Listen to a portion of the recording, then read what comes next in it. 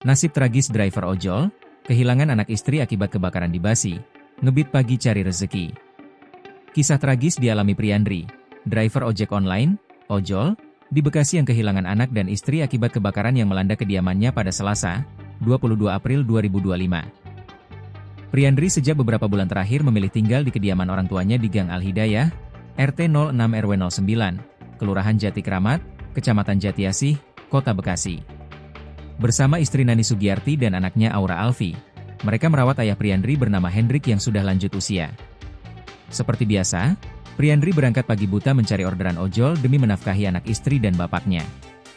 Sekitar pukul 7 WIB, teleponnya berdering. Di layar ponsel terpampang panggilan masuk dari sang istri yang tak sempat terjawab.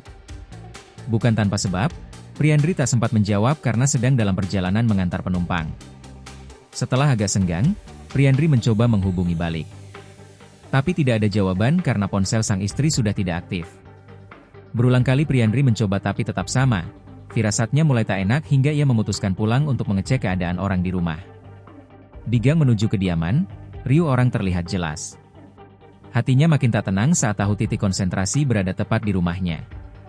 Hatinya makin hancur saat tetangga dan orang di sekitar mengabarkan berita duka, anak dan istrinya tewas dalam insiden kebakaran. Sementara bapaknya bernama Hendrik, berhasil selamat walaupun menderita luka bakar serius di tubuhnya. Komandan Regu Dinas Pemadam Kebakaran dan Penyelamatan, Disdam Karmat, Kota Bekasi, Hairul mengatakan, peristiwa terjadi sekira pukul 6.52 waktu Indonesia Barat. Korban meninggal dunia bernama Nani Sugiyarti dan anaknya Aura Alfi. Keduanya diduga terjebak di dalam kamar saat kebakaran melanda. Selain dua orang korban meninggal dunia, kebakaran juga menyebabkan seorang pria bernama Hendrik menderita luka bakar serius. Hendrik merupakan mertua dari korban, saat kejadian suaminya sudah berangkat kerja sebagai driver ojol. Proses pemadaman kurang lebih berlangsung 1 jam, Disdam Karmat Kota Bekasi mengerahkan 2 unit mobil pemadam dan 1 unit rescue.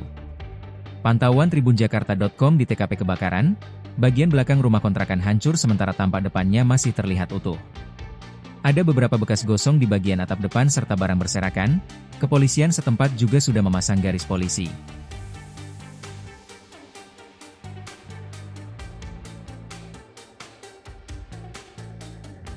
Download Tribun X sekarang, menghadirkan lokal menjadi Indonesia.